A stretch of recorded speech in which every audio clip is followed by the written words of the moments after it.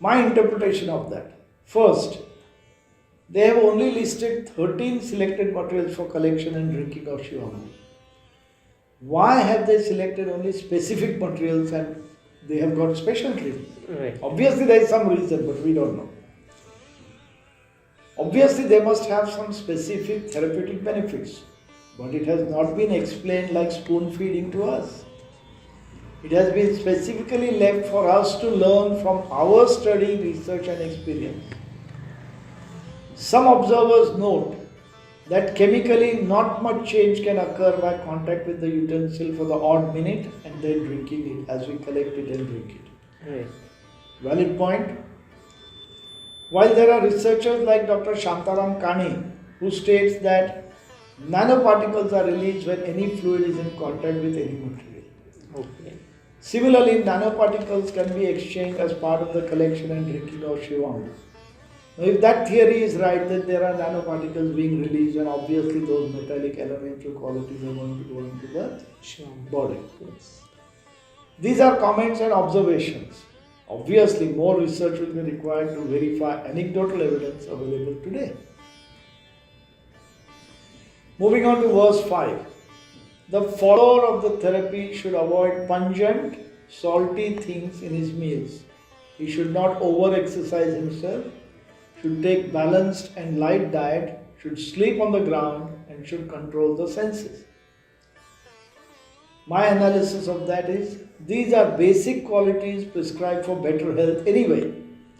Any strong foods, lack of adequate exercise, overeating, inadequate and too much comfort in sleep, and lack of control over the senses, that is touch, taste, smell, seeing and speech, can lead to poor health. The author is careful to note and specify, do not over-exercise. Right. Hence, this has been advocated as a precursor to better utilization of Shivambu and improved response of the body. Verse 6 states, such a skillful man gets up early in the morning at 3/4 of the night, which is about 2, 3, 4 o'clock in the morning, stands facing east and passes urine. Waking up early and drinking Shivambu is recommended. That is in a nutshell. Verse 7. The first and concluding flow of urine is to be left out and the intermediate flow of urine is to be taken. It is the best process. My interpretation here, today most professional practitioners like me and others feel people should drink all the urine they pass in the morning. One of the distinct possibilities is people then in that era were in better health and used Shivambu for only preventive and maintenance purposes. Today, Shivambu is used to cleanse the body as we are quite subnormal in health. Hence, a full dose, drinking all the Shivambu you pass, is recommended by most practitioners.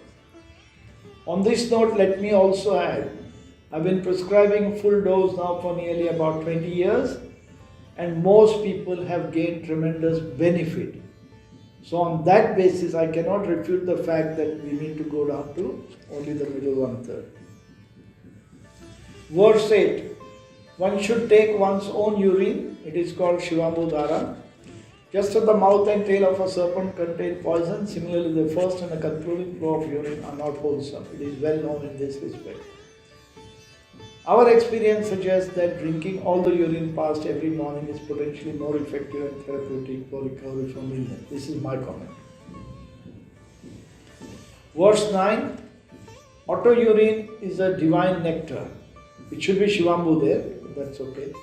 It is capable of abolishing old age, various types of diseases and ailments. The penitent should first adopt the intake of urine and then start his penance and meditation. My observations, these qualities have been experienced by people who practice it, patients or others.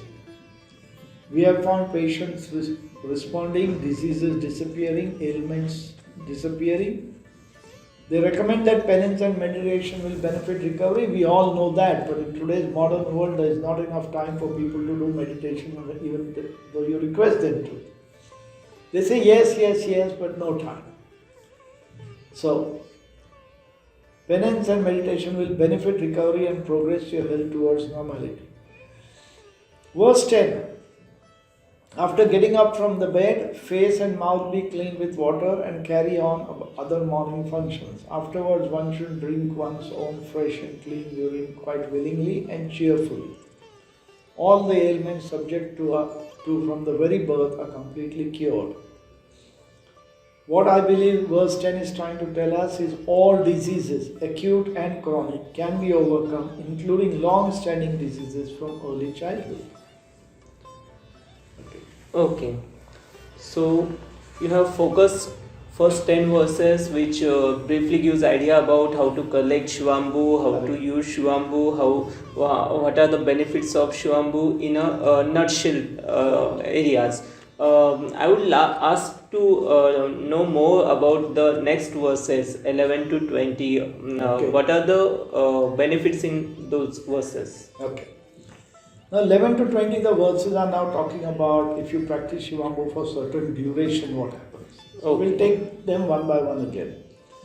Verse 11 basically says if one adopts this practice for a month, one's body will be internally cleaned.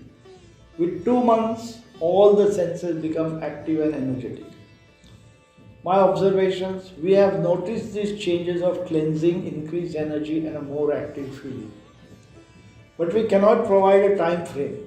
Our experience suggests that due to our changing lifestyle, that is our food, attitude, work, mental and emotional changes, there appears to be slower cleansing while we continue to add toxins to our body, which is the effect of our modern day living.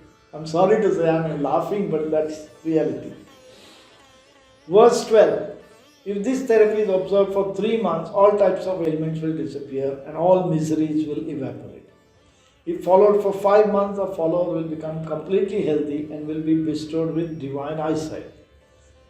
My interpretation here, this is applicable only if you can persist with diet, lifestyle, work routine and general positive habits in life. That does not mean this will not happen, but I presume this may take a lot longer time to achieve the same results. Today we do not practice all that consistently and thus we have a changing energy level of improvement and reversal from time to time.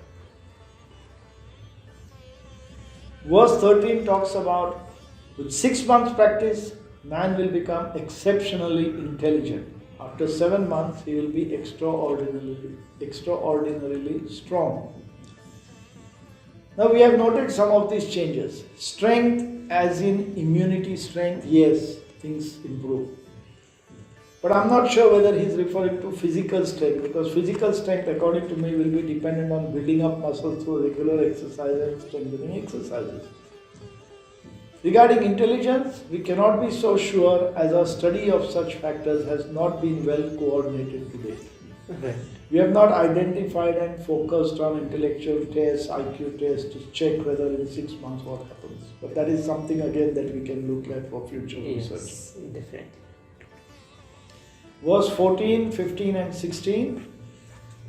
14. After 8 months, human body will possess divine luster like that of shining gold and it will be everlasting.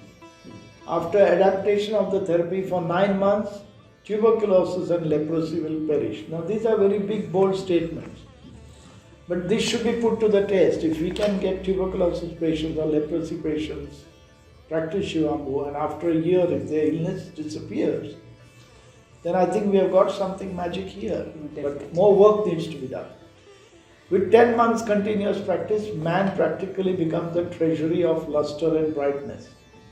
After 11 months, man becomes pure externally and internally. Verse 16. After a year's continuous practice, man acquires solar shining and after 2 years practice, man can conquer the element of the earth, that is odor and fragrance.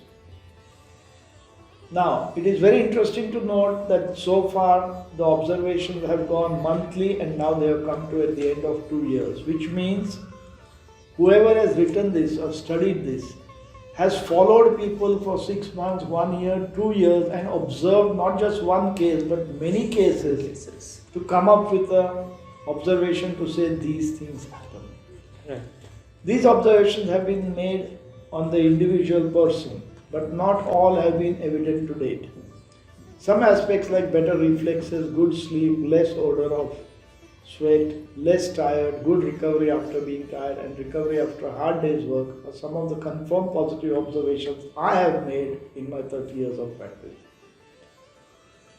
Conquering odor and fragrance may refer to non-stimulation or aggravation by foul odors or pleasant fragrances.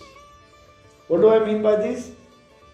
If after 2 years practice, foul odor may not create any problems for me. I could go to the lousiest place on earth, and if it's stinking, or say for example to a mortuary, and I may not faint, I may not have any negative effect. I could walk through it as if I have been there, used to it. Okay. Similarly, beautiful fragrances may not distract me either. So I could walk past a beautiful girl, woman, rose bush, or a perfume factory, and I will smell it, but it will not enhance my senses to the extent that I may go wild. This could be the hidden meaning. I don't know. I'm just throwing interpretations here. Verse 70. 3 years practice will enable man to conquest the element of water. It is quite certain that after 4 years, man can conquer the element of luster.